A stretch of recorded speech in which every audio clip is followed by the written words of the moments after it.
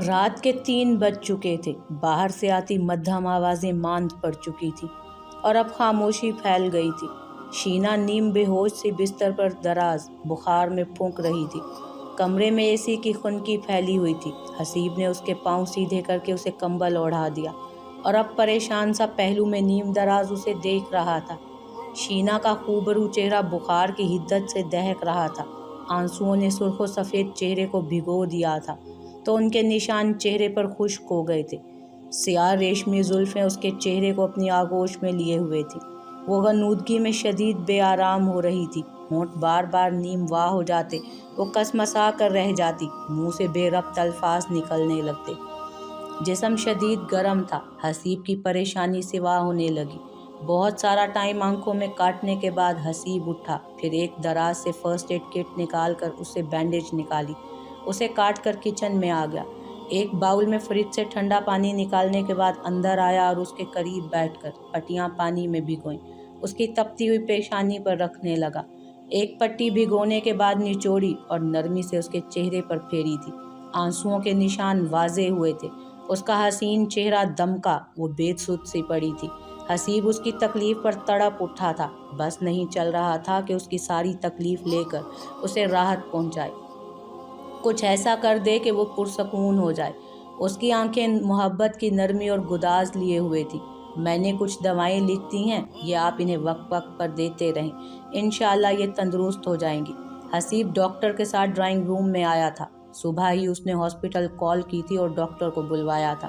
یہ سفید ہوتے بالوں والے اڈھیر عمر ڈاکٹر تھے جو آرمی سے ریٹائر ہو کر اپنا پرائیویٹ کلینک کھولے بیٹھے تھے۔ انہوں نے شینا کا معائنہ کیا۔ پریشانی کی کوئی بات تو نہیں نا ڈاکٹر؟ حسیب نے دریافت کیا۔ آنکھوں کے پپوٹے سوجے ہوئے تھے۔ رات کو ایک لمحے کے لیے بھی نیند میسر نہیں ہوئی تھی، سارا وقت پریشانی میں کٹا تھا۔ حسیب نے دریافت کیا۔ آنکھوں کے پپوٹے سوجے ہوئے تھے۔ رات کو ایک لمحے کے لیے بھی نیند میسر نہیں ہوئی تھی، سارا وقت پریشانی میں کٹا تھا۔ نہیں، انہیں فیور ہے، اگرچہ زیادہ شدید ہے مگر شام تک اتر جائے گا، آپ انہیں یہ دوائیں منگوا کر دیں۔ انہوں نے تسلی دی، پھر دواؤں کی پرچی اسے دی۔ حسیب ان کا شکریہ ادا کر کے انہیں باہر تک چھوڑنے آیا، پھر واپس اندر آیا۔ شینا بستر پر دراز چت لیٹی ہوئی تھی، چہرہ اب بھی سرخ تھا مگر ہوش میں تھی۔ بڑی بڑی خوبصورت آنکھیں پٹ پٹ آ رہی تھی۔ حسیب اس کے قریب آن بیٹھا۔ کیسی ہو؟ نرمی سے اس کا چہرہ چھوا۔ زندہ ہوں، آپ کی بدقسمتی ہے، وہ مدھم سی کمزور آواز میں بولی، پھر اس کی طرف سے چہرہ پھیر کر کروٹ بدل لی۔ حسیب نے اس کے کندھے سے تھام کر اس کا چہرہ اپنی طرف موڑا۔ وہ خفگی سے دیکھنے لگی۔ پلیز مجھے سونے دیں، مجھے بات نہیں کرنی آپ سے، وہ منہ بسورے بولی۔ تم کچھ کھاؤ گی؟ رات کو بھی کچھ نہیں کھایا تم نے؟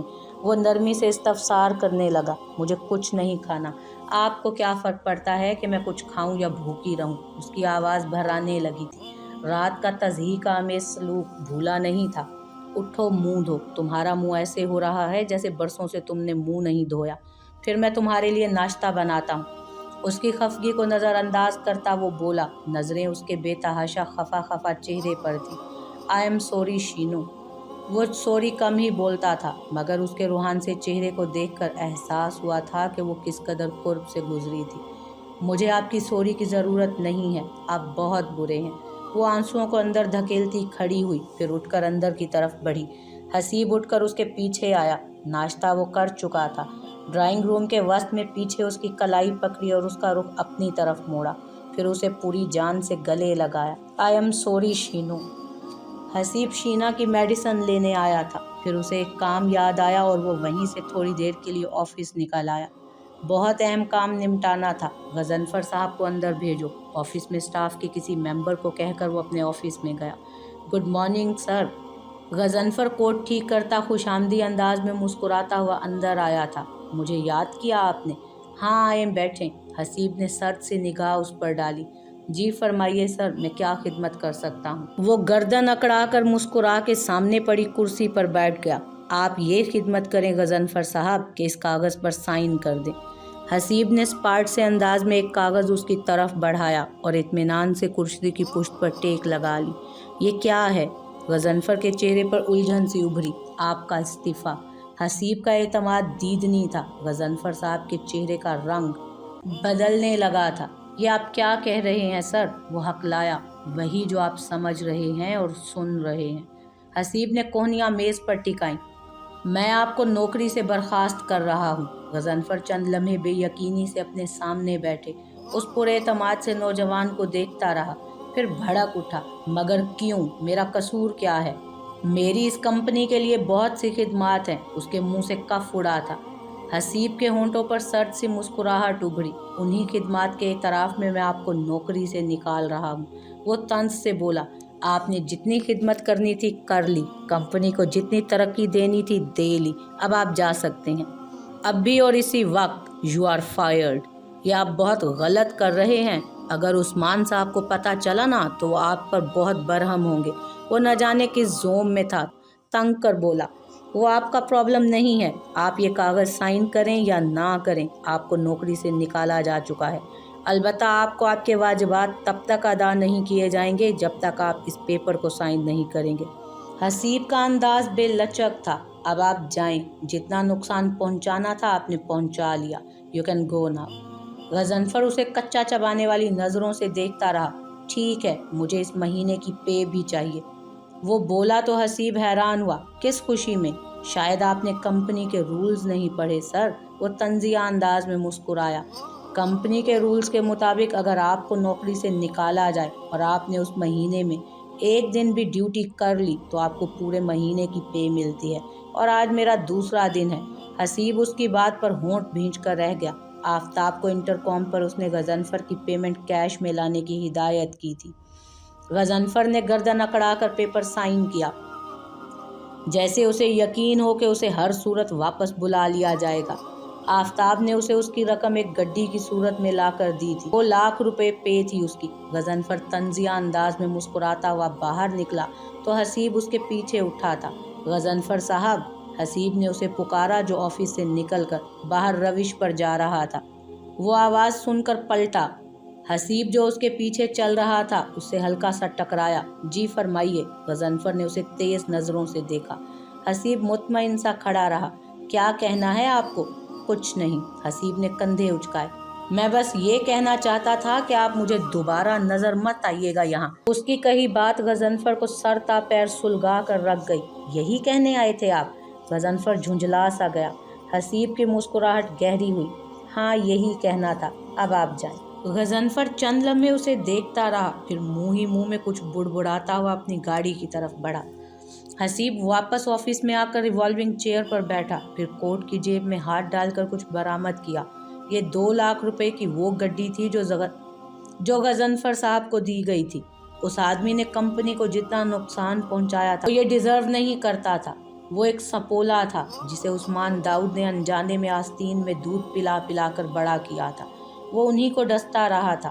حسیب باہر ہونے والے ہلکے سے ٹکراؤ میں یہ اس کی جیب سے نکال لایا تھا، اور وہ اسی مقصد کے لیے اس کے پیچھے گیا تھا۔ یہ کام چھوڑا تھا، بھولا نہیں تھا وہ۔ حسیب نے نوٹوں کی گڈی بے پرواہی سے دراز میں پھینکی، پھر تپائی پر رکھے پانی کے جگ سے گلاس بھر کر گٹاگٹ چڑھا گیا، پھر باہر کی طرف آیا۔ شینا کی دوائیں بھی لے کر جانی تھی۔ شینا، دوا لے لو۔ حسیب نے اسے پکارا جو اس کی طرف پشت کیے صوفے پر بیٹھی تھی۔ میں نہیں لیتی یہ دوا، بالکل ٹھیک ہوں میں۔ وہ ذرا سا جھنجھلائی۔ شینا، کیا مجھے ہر کام میں زبردستی کرنی پڑے گی؟ چلو اٹھو، دوائی لو۔ شینا کی خفگی مزید بڑھی تھی۔ آپ کو کیوں میری فکر ہونے لگی اچانک سے؟ اتنا زور سے تھپڑ مارا آپ نے مجھے؟ وہ شکوہ زبان پر لائی، آنکھیں اداس تھیں۔ آپ کو لگتا ہے نا میں بری ہوں؟ نعمان سے دوستی کی، اسے گھر بلایا۔ مجھے ایسا کبھی نہیں لگا شینو۔ حسیب نے اس کے ہاتھ تھامے، پھر ان کی پشت ہونٹوں سے لگائی۔ نہیں حسیب، آپ کو ایسا ہی لگتا ہے، تبھی آپ نے مجھے ڈانٹا۔ وہ روحان سی ہوئی۔ مجھے اپنے آپ سے دور کیا، مجھے عادت ہو گئی ہے، میں آپ سے دور نہیں رہ سکتی۔ شاید آپ کو اچھا لگتا ہے مجھے رلا کر، خود سے دور کر کے۔ اس کی آنکھیں جلنے لگی تھی۔ ایسا نہیں ہے شینا۔ وہ اٹھ کر اس کے پہلو میں بیٹھ گیا، اپنا بازو اس کے کندھے کے گرد لپیٹ کر اسے اپنے ساتھ جوڑ کر بٹھا لیا۔ میں چاہتا ہوں کہ تم مجھ پہ اندھا اعتماد کرو۔ میں تمہارا یقین کبھی نہیں توڑوں گا۔ ہمارا رشتہ دنیا کا سب سے مضبوط رشتہ ہے، اس میں اعتبار ہونا چاہیے۔ میں نے ایک لمحے کے لیے بھی نہیں سوچا کہ تم میرے ساتھ چیٹنگ کر رہی ہو۔ थप्पड़ मारते वक्त मैं गुस्से में था और गुस्सा अक्ल का दुश्मन होता है। अब तुम मेडिसिन लोगी, ठीक है? हसीब ने एक गिलास में पानी और टैबलेट्स उसकी तरफ बढ़ाई थी। शीना ने मुंह बनाकर दवाई निकली। रात के किसी पहर हसीब की आंख खुली थी। चंद लम्हे वो समझने में नाकाम रहा कि वो क्यों जागा है। शीना उसके सीने पर सर रखे सुकून से सो रही थी। हसीब ने उसका चेहरा, बुखार भी खासा कम था। उसी लम्हे बाहर दरवाजे की घंटी बजी, साथ फ़ोन की घंटी भी बजी थी। हसीब ने बमुश्किल आंखें खोलकर फ़ोन चेक किया। इलियास कॉल कर रहा था।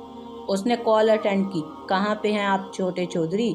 मैं आपके दरवाजे पर हूँ, आपकी अमानत लाया हूँ, वो बोला। हसीब के होंठ भिंच गए। उस पर गुस्सा आया। वॉल क्लॉक 3 बजा रहा था। उसे कल ही एड्रेस दिया था कि शीना की ज्वेलरी पहुंचा दे। वो इतना बेवक्त आया था। उसने एहतियात से शीना का सर तकिए पर मुंतकिल किया ताकि वो जाग ना जाए। फिर उठा और स्लीपर्स पहनकर बाहर आया। माथे पे बेजारी से शिकनें फैली हुई थी। दरवाज़ा खोला तो इलियास सामने खड़ा मुस्कुरा रहा था। हसीब के माथे पर बल पड़े। ये कोई वक्त है आने का? सर्द लहजे में पूछा गया था। इलियास के स्याह होंठों पर फैली मुस्कुराहट शदीद गहरी हुई थी। माजरत चाहता हूँ छोटे चौधरी साहब, लेकिन आपकी अमानत पहुँचाना भी ज़रूरी था। उसके हाथ में एक छोटा सा बैग था। लाओ, दो मुझे। हसीब ने हाथ उसकी तरफ आगे बढ़ाया। शायद वो शीना की ज्वेलरी लाया था। इलियास ने बैग आगे बढ़ाया, फिर रुक गया। मुझे आपसे कुछ बात करना थी छोटे चौधरी, वो बोला। हसीब ने उसे घूरा था। आपने गाँव जाने के बारे में क्या सोचा है? आपने अब तक उस लड़की को तलाक क्यों नहीं दी? कब देंगे? वो जो सवाल कर रहा था, हसीब की कनपटियां सुलगने लगी। फजूल बकवास ना करो, तुम्हारा उससे कोई लेना देना नहीं है, समझे? वो घुर्राया। लहजा यकबस्ता था। यानी आप मेरे साथ नहीं जाएंगे और उस लड़की को भी नहीं छोड़ेंगे? इलियास का लहजा अजीब सा हुआ। यही समझ लो, हसीब ने सर्द लहजे में कहा। ठीक है। इलियास ने होंठ भींचकर सर झटका और कोई इशारा किया। वो गेट के बाहर खड़ी गाड़ी के साथ खड़े थे। गाड़ी के दोनों अतराफ से 2 आदमी निकले और हसीब से गुत्थम गुत्था हो गए। हसीब एक लम्हे के लिए साकित रह गया। फिर उसने इतनी भरपूर मज़ाहमत की कि वो दोनों एक लम्हे के लिए बौखला गए। मगर वो सांडों की तरह पले हुए देहाती लगते थे जो उससे जूकों की तरह चिमट गए। इलियास भी उनके साथ शामिल हो गया। उसके मुंह पे कुछ सुंघाया गया था। वो होश खोने लगा। इन्हें गाड़ी में डालो, जल्दी, इलियास ने चीख कर कहा। फिर बंगले के दरवाजे की तरफ आया और हाथ में पकड़ा बैग अंदर लॉन की तरफ उछाल दिया। फिर बंगले का दरवाज़ा बंद किया था। वो 2 आदमी नीम बेहोश हसीब को बड़ी सी लैंड क्रूज़र में डाल रहे थे, जिसे देखकर इलियास की आंखों में फातिहाना चमक उभरी थी। शीना की आंख खुली तो हसीब उसके पहलू में नहीं था। बाहर मध्यम रोशनी फैल रही थी। सूरज अभी नहीं निकला था। वो यूं ही लेटी रही। जिस्म में दर्द था, बुखार भी नहीं उतरा था, नकाहत सी महसूस हो रही थी। पता नहीं कहाँ चले गए। हसीब की सोने की जगह देखकर उसने सोचा, जहाँ बेडशीट पर सिलवटें थी। रात को तो यहीं था, बाहर होगा या फिर वॉशरूम में। वो मुतमईन सी होकर आंखें मूंद गई। कहाँ लेकर जा रहे हो मुझे तुम? हसीब अभी अभी होश में आया था। वो पिछली सीट पर 2 हट्टे कट्टे नौजवानों के दरमियान बैठा हुआ था। गाड़ी की ड्राइविंग सीट पर बैठे इलियास से वो राह कर पूछा, आप खुद देख लें छोटे चौधरी कि मैं आपको कहाँ लेकर जा रहा हूँ। इलियास ने गर्दन पीछे मोड़ कर कहा। हसीब चौंका था। ये रास्ते उसके लिए अनजान नहीं थे। करीब 5 साल पहले इन्हीं रास्तों से वो शहर आया था। गाड़ी तेज रफ्तारी से ऊंचे नीचे रास्तों पर धूल उड़ाती जा रही थी। सड़क के दोनों तरफ दरख्त लगे हुए थे। दूर से हवेली की पुरशिकवा इमारत नजर आ रही थी। वो उसे वापस वहां लाए थे जहां से वो निकला था। हसीब को शीना का ख्याल आया तो उसके होंठ भिंच गए। उसकी तबीयत भी ठीक नहीं थी और इलियास उसे उसके पहलू से उठा लाया था। सुलगती हुई नज़र उस पर डाली। तुमने अच्छा नहीं किया इलियास, मैं तुम्हारा बुरा हशर करूँगा। मेरी बीवी वहाँ अकेली है। वो 2 बंदों के निर्गे में था। उसे भी ले आएंगे, कोई बात नहीं। इलियास पर उसके लहजे का मुतलक असर नहीं हुआ था। जैसे हसीब को बरहम होता देखकर उसे खुशी हुई। वो तो मुझे बड़े चौधरी साहब ने उसके बारे में कोई हुक्म नहीं दिया था, इसलिए उसे नहीं लाया। इलियास हंसा तो हसीब ने नफरत से उसे देखा। गाड़ी हवेली के करीब पहुंच गई थी। ये कोई पुरानी तर्ज की बोसीदा इमारत नहीं थी, बल्कि सफ़ेद रंग में रंगा जदीद तर्ज का वसी और अरीज बंगला था, जिसकी तामीर पर पैसा पानी की तरह बहाया गया था। लातादाद कमरे थे, तवील लॉन था और एक तरफ आमों के बाग। यहाँ कहीं उसका बाप अपनी मसनद पर विराजमान रहता था। हसीब होंठ भींचे बैठा रहा। उसे यकीनन उन्हीं के हुक्म पर लाया गया था। गाड़ी बहुत बड़े गेट को अबूर करके अंदर दाखिल हुई और पोर्च में जा रुकी, जहां पहले ही कई चमचमाती बेहद कीमती गाड़ियां खड़ी थीं। वो गाड़ी से बाहर आया तो मुलाजमीन ने उसे देखा था। हवेली में जैसे हलचल की लहर फैल गई। मुलाजमीन आपस में सरगोशियां करने लगे। छोटे मालिक वापस आ गए हैं, वो देखो, हसीब ने एक मुलाजमा को कहते सुना। एक तरफ से एक बूढ़ा सा मुलाजिम आकर हसीब से लिपट गया। उसके आंसू बह रहे थे। शुक्र है हसीब पुत्र तो आखिर आ ही गया, उसने भराई हुई आवाज में कहा था। ये रशीद मामा था, हवेली का बहुत पुराना मुलाजिम। हसीब का बचपन उसकी गोद में ही गुजरा था। अम्मा भी ने रशीद मामा को मुंह बोला भाई बनाया था। शीना उठकर बैठ गई थी, आंखों में नींद समाई हुई थी। बेड से उतरकर चप्पल पहने फिर बाहर आई। हसीब उसे आवाज दी थी। ख्याल था कि वो किचन में होगा, वो वहाँ नहीं था। कहाँ हैं आप? फिर उसे आवाज दी। कहाँ चले गए ये सुबह सुबह? शायद ऊपर होंगे, उसने सोचा। फिर सीढ़ियों की तरफ आई। ऊपर कमरे में झांक कर देख लिया, वहाँ भी नहीं। ये क्या बात हुई? सुबह ही सुबह कहाँ चले गए? उसने मुंह बनाया। चेहरे पर हल्की सी परेशानी उभरी थी। रात को ही सुलह हुई थी, दिल कदरे साफ हुए थे। आ जाएंगे, शायद नाश्ता लेने गए हों, वो खुद से बोली। फिर नीचे उतर आई। सर अब भी बोझल था, वो उसके आने तक शावर लेना चाहती थी। हसीब को एक कमरे में लाकर बाहर से लॉक कर दिया गया था। ये वही कमरा था जहां वो 5 साल पहले रहता था। बड़ा सा ऊंचा बेड, फर्श पर दबीज कालीन और कमरे के एक तरफ उसके क्रिकेट के बैट और टेनिस रैकेट पड़े रहते थे। खिड़की के बाहर आमों का बाग का कुछ हिस्सा नजर आता था, जिनमें फल लग चुके थे। वो साकित सा बैठा हुआ था कि बाहर शोर हुआ। फिर कई लोगों के कदमों की आहट सुनाई दी। हसीब के आसाब तन गए। दरवाज़ा खुला। फिर चौधरी हशमत जलाल अपनी बारोब शख्सियत के साथ अंदर आए थे। मुलाजमीन बाहर ही रुक गए थे। उन्होंने कलफ ज़दा खड़कती हुई शलवार कमीज़ पहन रखी थी, ऊपर वेस्टकोट पहनी थी। नफासत से तुरशी हुई मूछें चेहरे को और बारोब बना रही थी। हाँ, कुछ बूढ़े लग रहे थे, मगर मजमूई तासुर नहीं बदला था। हसीब बेख्तियार खड़ा हुआ था, चेहरे के उजलात तन गए। करीब 5 साल बाद बाप बेटा आमने सामने थे। तो आखिर तुम वापस आ ही गए, उन्होंने सुर्ख आंखों से हसीब को देखते हुए कहा, जो कद में उनके बराबर आ चुका था। चौधरी हशमत का लहजा सर्द था, जिसमें बेटे से मिलने की कोई गर्मजोशी नहीं थी। मैं वापस आया नहीं, मुझे लाया गया है, वरना मैं यहाँ हरगिज ना आता। वो उनसे मरूब नहीं होना चाहता था। इतने साल बाद भी उन्होंने हाल पूछा था, ना गले लगाया था। वो नहीं बदले थे, वही रऊनत थी उनके अंदाज में। तुम्हें आना ही था, खुद ना आते तो हम ले आते। अब तुम यहीं रहोगे, इसी कमरे में। लहजा हुक्मिया था। मैं यहाँ नहीं रह सकता, आप मुझे कैद नहीं कर सकते। मेरी बीवी मेरा इंतज़ार कर रही होगी। हसीब ने सुर्ख होती आंखों से कहा तो चौधरी हशमत के चेहरे पर जहर खंड फैला था। तुमने शादी रचा ली? नफरत से हंकारा उभरा। उसे तो तुम्हें आज ही तलाक देनी होगी। जब तुम्हें मालूम था कि तुम्हारी शादी मैंने तय कर दी है, तो तुम्हारी जुर्रत कैसे हुई? वो अपनी आंखें हसीब पर जमाए हुए थे। आवाज़ में चौधराहट का क्रोफर बोल रहा था, मैं नहीं मानता आपके फैसलों को। हसीब का सब्र तमाम हुआ था। आवाज़ बुलंद हो गई, मेरे सामने आवाज़ नीची रखो, मत भूलो कि मैं तुम्हारा बाप हूँ। वो गरजे थे, मैं किसी की बात सुनने का आदी नहीं हूँ। यहाँ वही होता है जो मैं चाहता हूँ। तुम अपनी बीवी को आज ही फ़ोन पर तलाक दोगे। इसी हफ्ते तुम्हारी शादी है चौधरी अकरम की बेटी से। वो 16 साल की हो गई है, शादी के काबिल है अब। मैं हरगिज़ उसे तलाक नहीं दूंगा, चाहे आप मुझे मार डालें।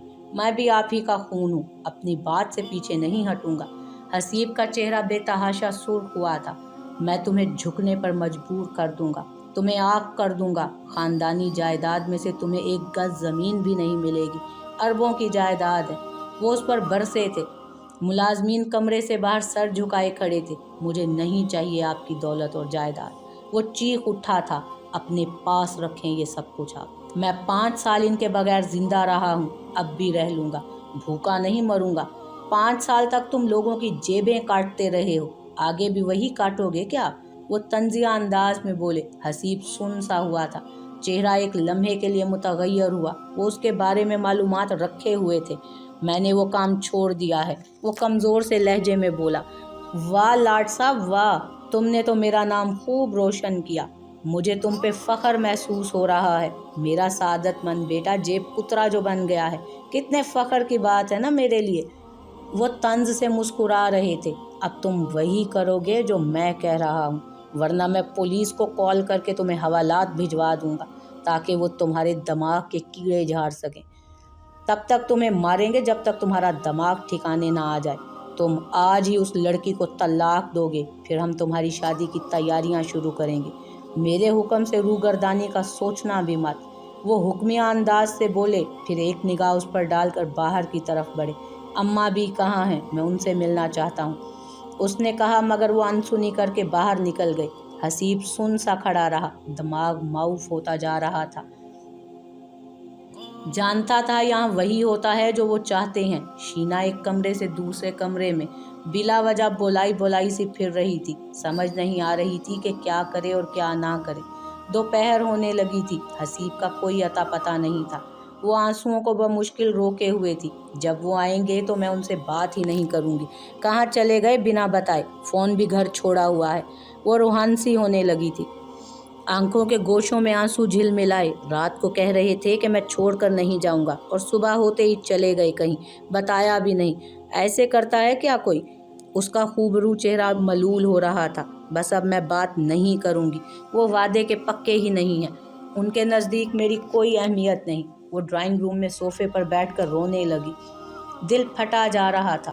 پھر اٹھ کر لان میں نکل آئی۔ بادلوں نے آسمان کو چھپا رکھا تھا، شاید بارش ہونے والی تھی۔ دھندلائی آنکھوں سے اسے لان میں کوئی چیز پڑی نظر آئی۔ وہ بجھے قدموں سے آئی۔ یہ چھوٹا سا بیگ تھا، پتہ نہیں کون رکھ گیا تھا۔ شینا نے اسے اٹھایا، پھر تجسس کے ہاتھوں مجبور زپ کھول دی۔ اسے دھچکا سا لگا، یہ اس کے زیورات تھے جو چوری ہو گئے تھے، سارے ہی بنا باکس کے گڈ مڈ پڑے تھے۔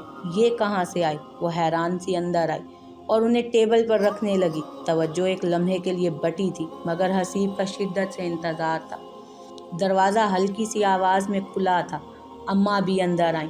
حسیب انہیں 5 سال بعد دیکھ رہا تھا۔ وہ سفید دوپٹہ سختی سے اوڑھے ہوئے تھی، چہرہ دھواں دھواں سا ہو رہا تھا۔ وہ بے اختیار ان کی طرف پلٹ گیا، پھر ان سے لپٹ گیا۔ آنسو آنکھوں سے بہہ نکلے۔ وہ بھی شدت سے رونے لگی۔ بیٹے کو 5 سال بعد دیکھ رہی تھی، اس کا چہرہ دونوں ہاتھوں میں لیے بے اختیار انہوں نے اس کا ماتھا چوما تھا۔ حسیب کی آنکھیں آنسوؤں سے تر تھیں، انہیں عقیدت سے دیکھ رہا تھا وہ۔ میرے بچے کہاں چلے گئے تھے تم؟ ماں کو بہت رلایا ہے تم نے، وہ گلوگیر لہجے میں بولی۔ حسیب نے انہیں بیڈ تک لا کر بٹھایا، پھر ان کے ہاتھ تھام کر آنکھوں سے لگائے۔ مجھے معاف کر دو ماں، چاہے مجھے جوتے مار دو، میں تمہیں اب نہیں کھونا چاہتا۔ حسیب، میں چاہتی ہوں کہ تم یہیں رہو، کہیں مت جاؤ۔ تم نے جس شہری لڑکی سے شادی کی ہے اسے بھی چھوڑ دو، اپنے بابا کی بات مان لو، وہ بولی۔ حسیب کی جیسے سانس تھمنے لگی۔ اماں، یہ آپ کیا کہہ رہی ہیں؟ اسے شدید تکلیف ہوئی تھی۔ سچ کہہ رہی ہوں بیٹے، اپنے بابا کی نافرمانی نہ کرو، وہ تمہیں پھر نکال دیں گے۔ پھر میں کیا کروں گی میرے چاند؟ تمہاری فکر میں گھل گھل کر عادی ہو گئی ہوں۔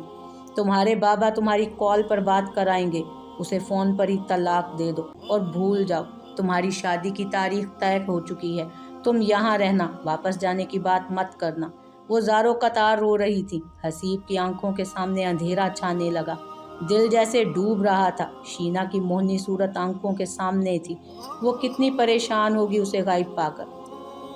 سپہر ڈھلنے لگی تھی۔ شینا ڈرائنگ روم میں بیٹھی تھی، چہرہ رو رو کر سرخ ہو چکا تھا۔ وہ پہلے ہی بخار سے ہلکان تھی، اب مزید ادھموا ہو گئی تھی۔ اتنی پریشان وہ زندگی میں کم ہی ہوئی تھی جتنا حسیب کی غیر موجودگی سے ہو رہی تھی۔ وہ چھوڑ گیا مجھے، وہ تڑپی تھی۔ باہر ڈور بیل بجی تو وہ بے تابی سے اٹھی اور باہر آئی، چہرے پر ڈھیروں خفگی سجی تھی۔ حسیب آ گیا تھا شاید، مگر دروازہ کھولا تو وہاں بے حد سٹائلش سے جوڑے میں ایک لڑکی کھڑی تھی۔ شینا کا چہرہ رو دینوں کو ہوا، وہ ابھی تک نہیں آیا تھا، مگر یہ کون تھی؟ اوہ واو، تم شینا ہو، حسیب کی بیوی۔ اس لڑکی نے ہونٹ گول کر کے اسے سرتا پا دیکھا تھا۔ جی میں ہی ہوں، مگر آپ کون ہیں؟ شینا نے ذرا حیرت سے پوچھا۔ وہ اس لڑکی کو نہیں جانتی تھی جو اتنی بے تکلفی سے بات کر رہی تھی۔ میرا نام صنم ہے، حسیب کی فرینڈ ہوں میں۔ صنم جو حسیب سے ملنے آئی تھی ذرا گردن اکڑا کر بولی۔ اندر آنے کو نہیں بولو گی؟ اسے شینا سے جلن محسوس ہوئی تھی۔ ये लड़की हसीब को ले उड़ी थी। शीना का चेहरा उसका बतौर हसीब की फ्रेंड के तारुफ कराने पर रंगत बदल गया था। वैसे तो उसके सर्कल में लड़के लड़कियों की दोस्ती आम थी, मगर हसीब ने उसका जिक्र कभी नहीं किया था। जी आ जाएं, शीना ने बुरे दिल से कहा। वो उसे अच्छी नहीं लगी थी। सनम दनदनाती हुई अंदर आई। हसीब कहाँ है? शीना से पूछा था। वो नहीं है, किसी काम गए हैं। बुझे दिल से जवाब दिया। आप क्यों आई हैं? भाई मेरे बहुत क्लोज फ्रेंड का घर है, मैं वैसे भी आ सकती हूँ, किसी काम से आना ज़रूरी तो नहीं। उसने जैसे शीना को जताया था। शीना को गुस्सा आने लगा था उसके लहजे पर। वो पहले ही परेशान थी, मगर सब्र का दामन हाथ से नहीं छोड़ा। अच्छा, किस काम से आई हैं? हसीब तो घर नहीं है। उसे मुत्तला किया। मैं उसके लिए बहुत अहम खबर लाई हूँ। सनम ड्राइंग रूम में आ बैठी थी।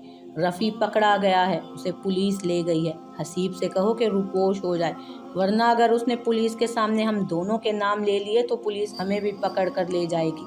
बहुत जुर्म किए हैं हमने साथ। क्या? शीना का मुंह बेयकीनी से खुला था। ये क्या कह रही हैं आप? ये इंकशाफात उसकी बुनियादें हिला गए थे। लगता है हसीब ने तुम्हें कुछ भी नहीं बताया। भाई हम साथ ही काम करते हैं, हम तो लोगों को लूटते हैं। अब उस पे अच्छा बनने और नेकी इख्तियार करने का जुनून चढ़ गया है, जिसकी वजह तुम हो। सनम ने तमस्कराना अंदाज में शीना को देखा, जो हैरान परेशान सी खड़ी थी। तुम आई ही क्यों उसकी ज़िंदगी में? तुम ना आती तो वो मेरा होता, मैं उसे अपना लेती, मगर तुमने सब बर्बाद कर दिया। सनम आज अपने अंदर का जहर उगलने के दरपे थी। बस बहुत हो गया, और कुछ भी मत बोलिएगा। मैं हसीब के बारे में कुछ नहीं सुनूंगी। शीना का वजूद आंधियों की जद में था, मगर वो उस लड़की के सामने हसीब का दिफा करना चाहती थी, और ये अपनी फजूल गोई कहीं और जाके करें। हसीब ने कभी आपका नाम भी नहीं लिया। उसे घूर कर देखा था। वो उसकी बदअखलाकी के सामने भी तहम्मुल से बात कर रही थी। यही तो खराबी है उसमें, उसे मेरी कदर ही नहीं। सनम ने ठंडी सांस ली। शीना को उसका हसीब के बारे में ऐसे बात करना बिल्कुल अच्छा नहीं लग रहा था। अगर आपने पैगाम दे दिया है तो अब चलें यहाँ से। जितने झूठ बोलने थे आपने बोल लिए मेरे हसीब के बारे में। वो ऐसे हो ही नहीं सकते। आपको क्या लगता है मैं आपकी बातों का यकीन करूँगी? शीना ने हाथ सीने पर बांध कर एतमाद से कहा। तो सनम सुलग उठ। वो बोली और उठ गई। शीना ने कंधे उचकाए थे। हाँ जाएं, उसने मुंह बनाया था। वो उसे मेहमान की तरह इज्जत देना चाहती थी, मगर उसका लहजा इस कदर हद तक आमेज था कि शीना उससे लहजा बदलने पर मजबूर हो गई। सनम के जाने के बाद वो सोफे पर आन बैठी, चेहरा हथेली पर रख लिया था। ये लड़की कौन थी? क्या वाकई हसीब की फ्रेंड थी? क्या हसीब ने वाकई किसी को लूटा था? वो क्या बोल के गई थी? उसका दिल डूबने लगा। और अगर उस लड़की की बात सच निकली तो हसीब कहाँ रह गए? उफ खुदाया, मैं क्या करूं? उसके दिल में अंदेशे और वहमें सरसरा रहे थे। डर उसके दिल को जकड़ रहा था। ये लो फ़ोन और कॉल करो उस लड़की को और तलाक दे दो। हशमत जलाल ने फ़ोन हसीब की तरफ बढ़ाया, जो पत्थर की तरह साकित खड़ा था। वो चक्की के दो पार्टों में पिस रहा था। एक तरफ वो लड़की थी जो उसकी ज़िंदगी बन गई थी, जिसके लिए उसने हर बुराई से दूर होने का फ़ैसला किया था, जिसकी मोहब्बत उसे हर चीज़ से ज़्यादा अजीज़ थी। उसे दुनिया की हर खुशी देने और उसके साथ दूर कहीं घर बसाने का ख़याल आता था। दूसरी तरफ वालिदैन का मुतालबा कि उसे छोड़ दें और यहीं आकर दूसरी शादी कर ले। उसके आसाब शल होने लगे थे।